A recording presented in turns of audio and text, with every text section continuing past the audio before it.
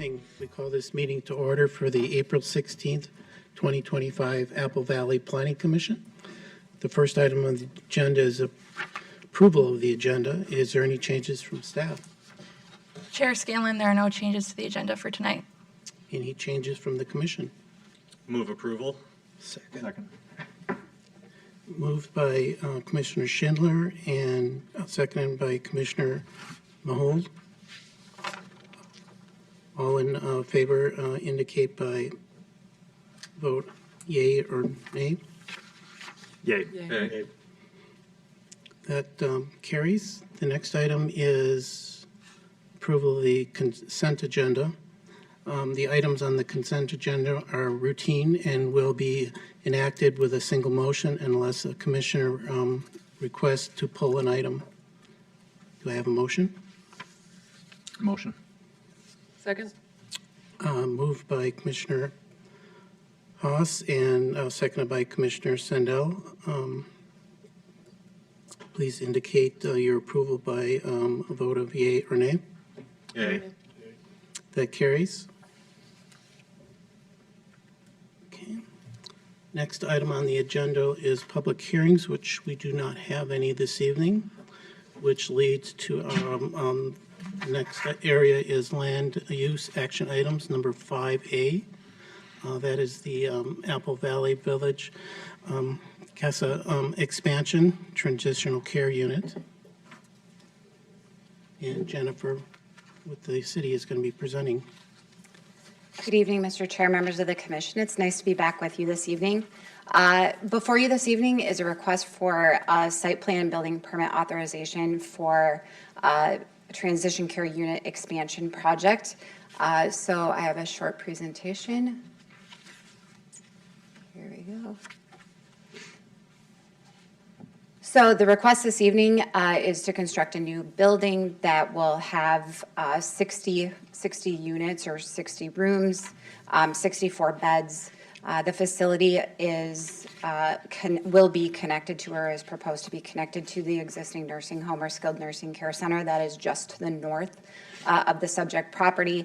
The development will also include some shared parking, a covered or canopied drop-off area, which is also identified on your plan set as a porte cochere.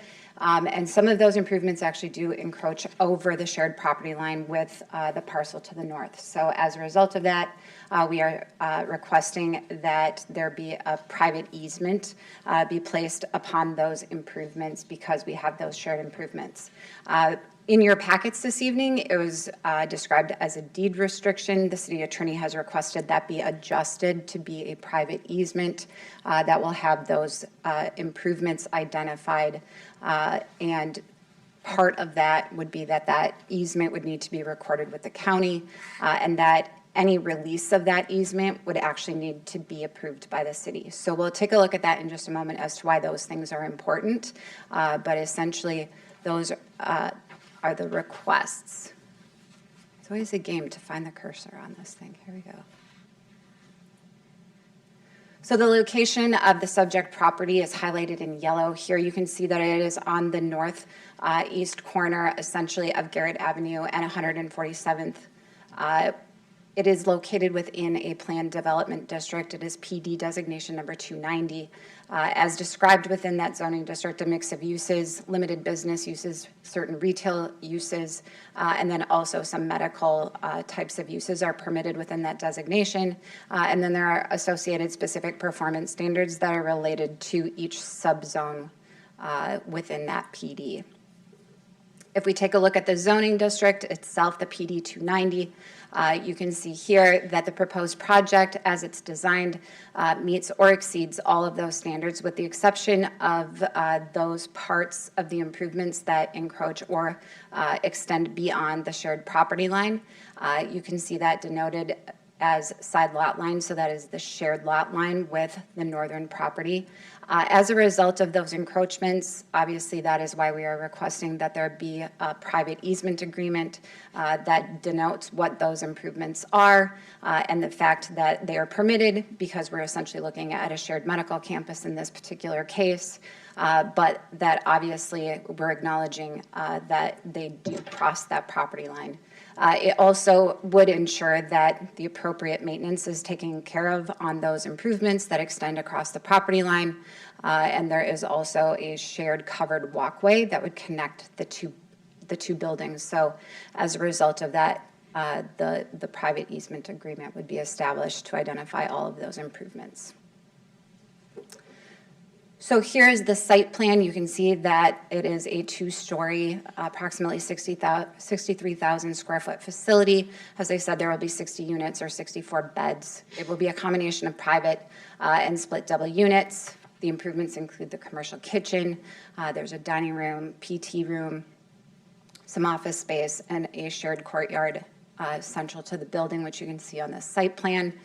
There are two access drives that are proposed for the connection. You can see them denoted here, the new one being on the south end of the project site. There is what is identified on your plan set as a porte cochere, which is also a fancy way of saying canopy, which is where patients would be dropped off in a covered area. I do believe that within the resolution and then also some of the attachments, there is a note to ensure that all emergency vehicles could access and drive underneath that porte cochere. As a result, there may be some design elements that need to be adjusted, but that will be up to the applicant to demonstrate compliance with that standard. As I said, there is a enclosed walkway between the transition care unit, which you can see here with my cursor, that connects to the nursing home space that is just to the north on the north property.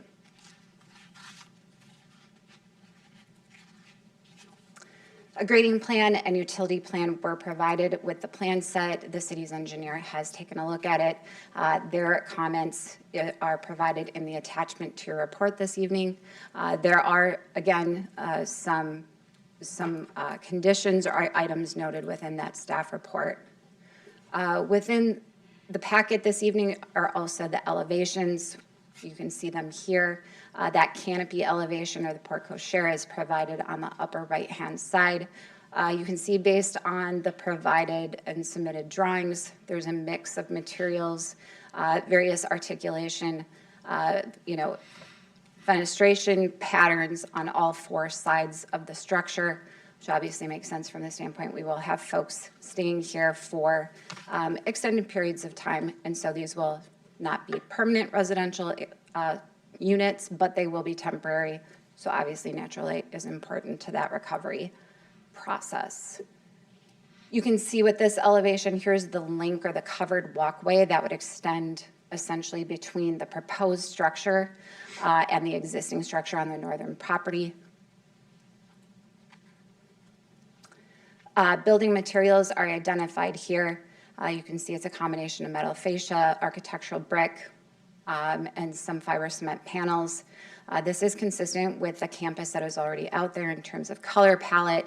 Obviously, this is slightly more modern in architecture because those existing structures, I believe, were built back in the 80s and 90s. So obviously, we've updated our architecture design. However, the color palette and the design is such that it will be integrated with those existing buildings. The landscape plan is identified here. Obviously, as we've discussed at previous meetings, this use requires 2.5% of the construction value to be placed or accounted for within a landscape plan. We will continue to work with the applicant to ensure that that standard is met. And so, in summary, we are recommending approval of the site plan and the building permit authorization for this expansion. The draft resolution is provided in your packet this evening. Again, I would note that while the resolution does state a deed restriction, that actually the recommendation would be updated to be an easement agreement or a private easement. So we would just request that that change be made at the time you consider your resolution or your recommendation. So with that, Mr. Chair, members of the commission, I am happy to answer any questions you might have. Commissioners, anybody have questions for Jennifer? Just one quick question is, you brought up the canopy port, and was there some concerns in regards to that, in regards to highlighting that in the the plan? It is already been approved as far as the height and all that kind of thing, right? Correct? So we need to confirm that it will provide emergency vehicle access underneath that canopy height. I think it was the fire chief that may have noted just to confirm that. So that would be part of the building permit process essentially to confirm. As far as the design is concerned, there's no concern there. Obviously, it makes a great deal of sense when, you know, patients are being transported from a more hospital setting to transition care that they're in a covered environment. So from that standpoint, I don't think there's any concern with that. It does cross the property line in this case, so as a result of that, it does need to be addressed within that private easement. But other than that, provided all of those things are documented, I think there's no concern from staff's perspective. Very good, thank you. Commissioner Mahoney? Thank you, Chair Scanlon. The only question, great looking proposal all the way around. The only question I have is related to the access point to the south and west off of Garrett Avenue. Is that predominantly for like service access, things of that nature, as opposed to the primary driveway for visitors and staff? Correct, Mr. Chair, members of the commission, it's my understanding that that is primarily to serve the trash enclosure, service delivery, those types of uses. So it's sort of a secondary access, if you will, with the primary access continuing to be from the north. Northern access point. Okay, thank you. That was, because I was just concerned, the only concern being the proximity to 147th Street and whether there's enough distance between that, but it sounds like it's a limited use, and obviously folks have looked at that, and that isn't of concern. I think Garrett is a fairly low-traffic road, but that was the only concern I had about that. I have one question with the area, the trash enclosure, that little bump out area, is that for like deliveries? That would be just north of the trash enclosure? It kind of bumps over a little bit, and then there's a, looks like a sidewalk coming from the building. I'm just trying, let me see if I can find a little bit better site plan that's a little darker to make sure we're talking about the same space. Yep. And then straight up, right in that area there. So this Yeah, connection that, well, point? not, it's Or just this? that, there.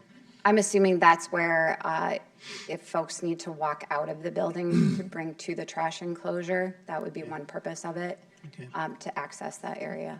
all right. Okay. Well, if there's no further questions, does the applicant like to come up and?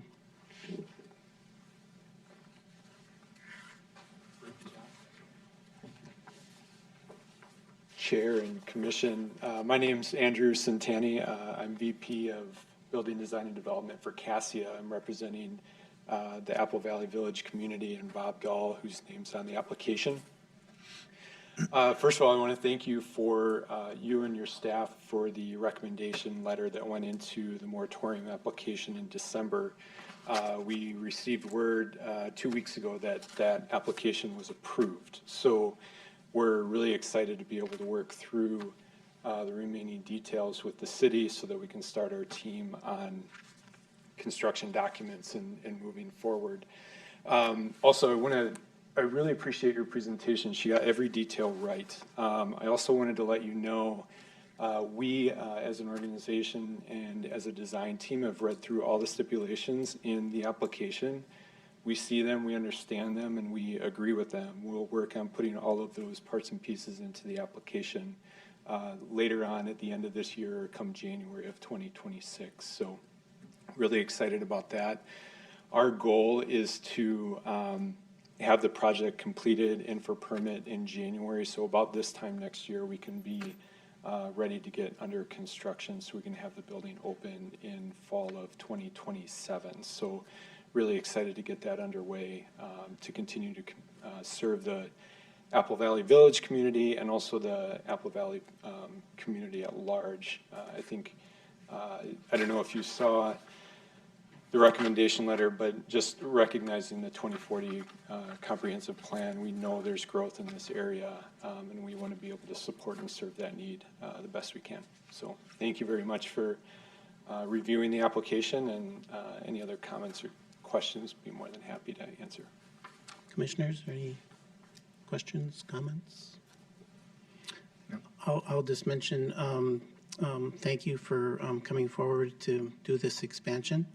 This area of care is something that's, I think there's a real need for that, and it's a great addition for Apple Valley to have that, to allow residents that are in a situation where they need time to recover, that they can do that within the community and versus going out. And the whole idea of continuing of care like that you're doing here is, I think, it is a great asset to Apple Valley. And so I was excited to see this come forward, because I think it's been quite a while. You had a proposal quite some time ago that you had brought forward, and I don't remember the time frame of that, but that didn't go forward at the time. But Yeah. It's great to see you come back with it, so thank you. Yeah. Well, we're really excited to. I wasn't part of that one. Really excited. I know our team back at the home office is excited to get this underway. Dave Shaw, the site administrator, is really excited to get this going too. So glad we can be continued support to the community here. Okay, and just to reiterate, you have no concerns with the some of the open items that were discussed this evening and kind of outlined in the approval here? No, they, forward with this? at this point, with the better part of the balance of the year left in front of us, I think this is all, pretty usual and customary. All the details and requests are pretty common for this stage. So Okay. very confident that we shouldn't have an issue. All right, well, very good, thank you. Yeah, thank you.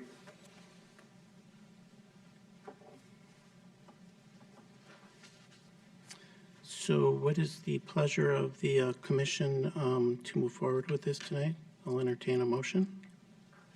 I would make a motion to recommend approval of the site plan and building permit authorization of the Apple Valley Village expansion for the development of a transition care unit facility on Lot 2, Block 1, the Apple Valley Commercial 4th Edition, with the conditions that have been noted. Oh, the draft resolution, yes. I guess, as set forth in the draft resolution. Great, that should be adequate, yep. Yep. All right, all in favor? Second. Second, thank you. Motion by Commissioner Mahold and seconded by Commissioner Schindler. All in favor indicate by aye or nay. Aye. Aye. That passes unanimously, so that'll go on to the vote to move forward. Thank you.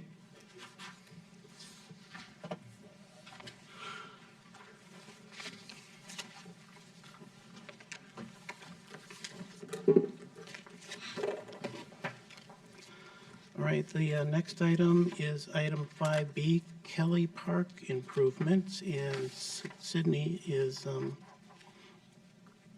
presenting tonight. Thank you, Chair.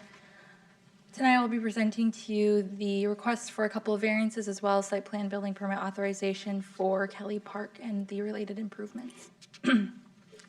Specifically tonight, you're asked to consider the following. Variances to reduce building setbacks for the proposed band shell structure, variance to reduce building setback for the restroom pavilion structure, a variance to reduce a parking setback along public streets, and then lastly, site plan building permit authorization for the construction of a band shell structure, a restroom pavilion structure, and then other improvements at Kelly Park. The site is located within the Central Village area. It's surrounded by 152nd to the north, Foliage to the east, Fortino to the south, and then Galante to the west. Currently, the park is still zoned PD 739. A request to rezone the property to the institutional zoning district was brought before the Planning Commission in March of 2024. The reason for that rezoning request is because Within the PD 739, the subzone that the park is within allows a couple of various housing uses and commercial uses. And then additionally, the park is guided for parkland and institutional uses, so that isn't consistent with what the zoning says. So it does need to be rezoned to park to be consistent with the comp plan. And then secondly, most, if not all of city parks are zoned for the institutional district, so that would be consistent with other parks in the city. The next step for the rezoning would be to go to city council, and if this were to be recommended for approval tonight, or whatever recommendation is made, it would be brought to city council as a package with the rezoning. For the site plan, this showing the band shell structure in the southwest corner of the site with the proposed event lawn that is meant to act more of an amphitheater, and then the proposed restroom. So this is in the same or general location of the existing restroom. We have a new proposed splash pad area, and then this would be the location of the new playground area. Over here to the east of the site would be the expanded parking lot. So there is an existing parking lot that uses these existing access spaces. It's generally limited to just this area right here in the center as it stands today. The parking lot would be expanded from 38 spaces to about 105 spaces for a total of 100 spaces for the entire site. Here's a colored site plan that just gives a better representation of the improvements to the park, as well as showing the new and relocated areas of sidewalks and trails going throughout the park. And then you can also see the park area, the playground equipment, better in this colored site plan. So in terms of looking at the variances that are requested for the band shell structure, the restroom, and the parking, we need to look at the definition of practical difficulties. So that would be the property would be used in a reasonable manner. The plight of the applicant is due to circumstances unique to the property. The variance will not alter the essential character of the locality, and then economic considerations alone do not constitute a practical difficulty. The factors in reviewing and determining whether practical difficulties exist would be that special conditions apply to the structure or land in question and are particular to the property. The granting of the proposed variance will not be contrary to the intent of the zoning code. The special conditions or circumstances do not result from the actions of the owner or the applicant. The granting of the variance will not be merely serve as just a convenience to the applicant. And then lastly, the variance requested would be the minimum variance necessary. So I do have suggested findings for each variance, one for the band shell structure, for the restroom, and then for the parking facility as well. The first three are pretty general and apply to each setback variance. So I'll go through them here and then kind of skim over them later. But in terms of the band shell setback variance requested, Kelly Park is located within the Central Village area, which is a pedestrian-oriented integrated mixed-use development. This includes setbacks that are reduced from our standard zoning code setbacks. Central Village is located within the zoning district PD 739, which sets out those minimum area requirements and then the reduced setbacks. Kelly Park was previously zoned PD 739, and the property would have been subject to those reduced setbacks. The property is proposed to be rezoned to institutional, which would remain consistent with the zoning of other publicly owned city parks. The institutional zoning district requires increased setbacks in comparison to the PD. Kelly Park is surrounded by public streets on all four sides of the property. The setbacks along streets in the institutional zoning district are increased in comparison to an internal property line on a site. It is not necessarily typical for a property to be completely surrounded by public streets and therefore have those increased setbacks on each side of the property. Specifically for the band shell structure, the properties and buildings that are zoned P 739 and that are directly adjacent to Kelly Park include buildings that are much larger in scale than the proposed band shell structure, and they are as close as 10 feet to the streets. Lastly, the location of the band shell is best suited for the existing grades of the site, It helps to maximize the lawn area for events that are held at the park and is oriented best for sun as related to those events. The location of the bandshell in relationship to the street parking area assists with staging and loading for the events that will be held at the park. For the restroom, again, those first three are pretty general to Kelly Park, and then for four, again, buildings that are directly adjacent to that 152nd Street are as close as 10 feet to the street. And then for five, the restroom and pavilion structure will replace an existing restroom. The new restroom is near the same location, and the restroom would utilize the existing utilities that the previous restroom utilizes. Lastly, the location of the restroom pavilion structure is optimal in relationship to other activities and amenities at Kelly Park. The structure also blocks active play areas from traffic along 152nd Street West.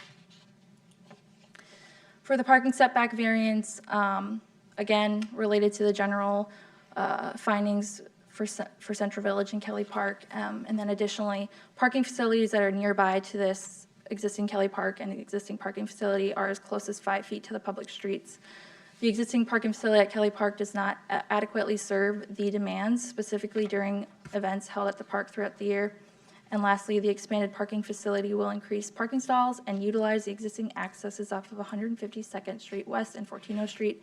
This would be less disturbance than completely removing the existing parking, adding new access spaces, and relocating the parking area in order to meet the setbacks. In terms of grading, here I just wanted to show the bandshell. So I did reference the grades in the suggested findings. So generally, the site is at a higher elevation on the north half, and then slopes down, which kind of gives that amphitheater feel for the bandshell. In terms of utilities, one thing to note here is that the park as it stands today doesn't necessarily have adequate stormwater mitigation. So with these proposed improvements would be 5 new stormwater basins and the utilities needed for that. And then both the grading and utility have been reviewed by the engineering department, and their comments and conditions are included in the memo that was attached to the staff report. For landscaping, the proposed improvements would cause the removal of about 80 trees from the site, but with that, the proposed landscape plan shows the addition of 90 trees as well as other various plantings.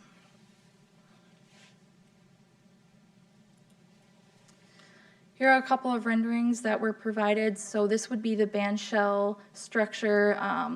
So currently, there's a little stage area in the more of the northeast area of the park. Now this would be the new structure in the southwest area of the park. Here's a rendering of it at night for events that would be held at the park. And then this would be the restroom pavilion structure. So for elevations, the primary building material of both the bandshell and the restroom buildings is a rock face CMU, and then secondary materials would include concrete, metal panels, and then some wood planks and pre-finished aluminum along the roof and the trim of the building. The restroom facility here, you can see the rock face CMU along all 4 sides of the building. And with that, if the Planning Commission has no outstanding questions or concerns, staff would recommend the following actions. I do just want to note that if you do see fit to make a motion tonight,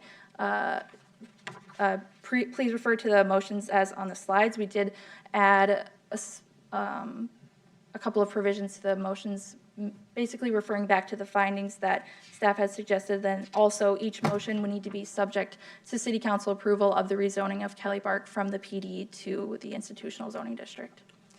And with that, I can stand for any questions. Thank you. Commissioners, are any questions?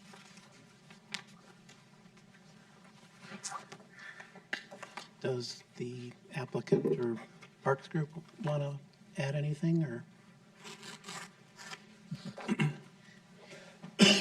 Excuse me.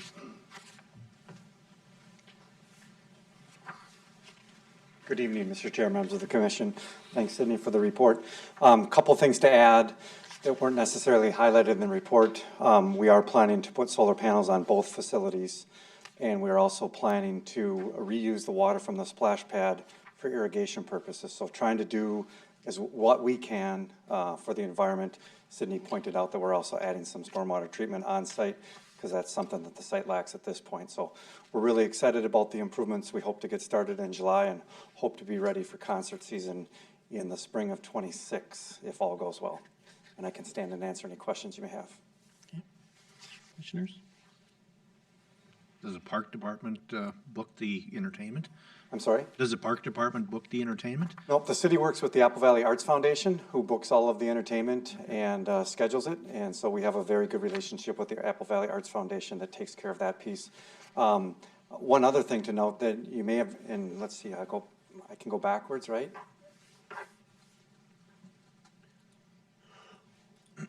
I want to point out, so there's going to be a roughly 25 by 15 video board on the right-hand side of the stage there, and we plan to start a movies in the park type program, as well as having live concerts.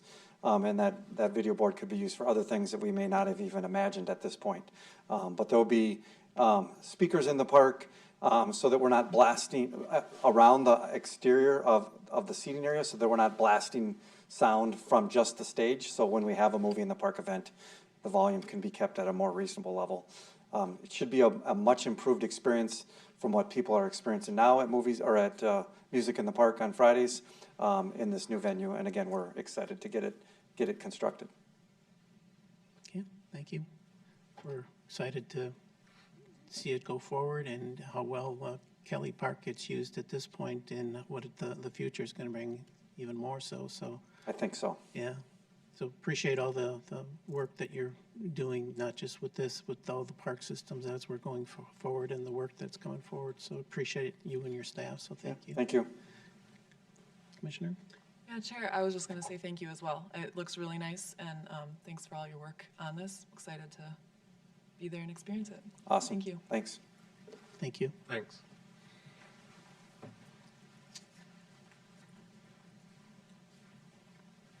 All right, at this stage, guess it's what is the pleasure of the commission to move forward with this evening with each one of these would be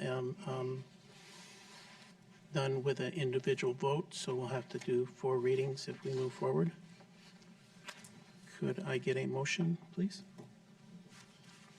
Sure, I would make a motion to recommend approval of variances to reduce building setbacks along streets for the band shell structure from 35 feet to 20 feet along Galante Lane and from 35 feet to 23 feet along Fortino Street, based on findings 1 through 5 as discussed, subject to City Council approval of rezoning Kelly Park from PD 739 to P. Second. That was moved by Commissioner Maholt and seconded by Commissioner Sandell. I would make a motion, recommend approval of. Well, we have to vote first on this one, so all in favor indicate by saying aye or nay. Aye. All right, aye. That carries. To move forward, Recommend approval of variance to reduce building setbacks along streets for the restroom and pavilion structure from 35 to 20 feet along 152nd Street West based on the findings 1 through 6, subject to City Council approval of rezoning Kelly Park from PD 739 to P. Second. that was moved by Commissioner Haas and seconded by Commissioner Schindler. Please indicate your vote by approval of aye or disapproval nay. Aye. Aye. That also carries. Could I have a motion on number 3, please? I'll make a motion to recommend approval of variances to reduce parking setbacks along public streets from 20 feet to 13 feet along Foliage Avenue, from 20 feet to 10 feet along 152nd Street West, and from 20 feet to 10 feet along Fortino Street, based on findings 1 through 6, subject to City Council approval of rezoning Kelly Park from PD 739 to P. Second. That was moved by Commissioner Pruitt and seconded by Commissioner Schindler.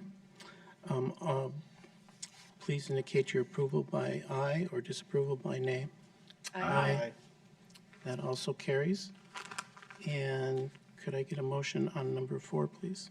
I recommend approval of site plan building permit authorization for construction of a band shell structure, restroom, and pavilion structure, and other improvements at Kelly Park, subject to City Council approving a rezoning Kelly Park from PD 739 to P.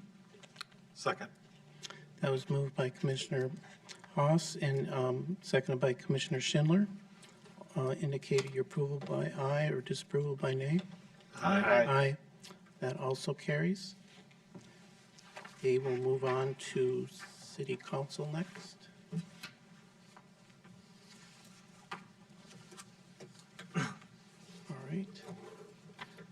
Move on to our next order of business, and that is other business. Staff? Chair Scanlon, for upcoming events, we have the Planning Commission on May 7th, as well as the subsequent Planning Commission meeting on May 21st. We do have a public hearing set for the May 7th meeting.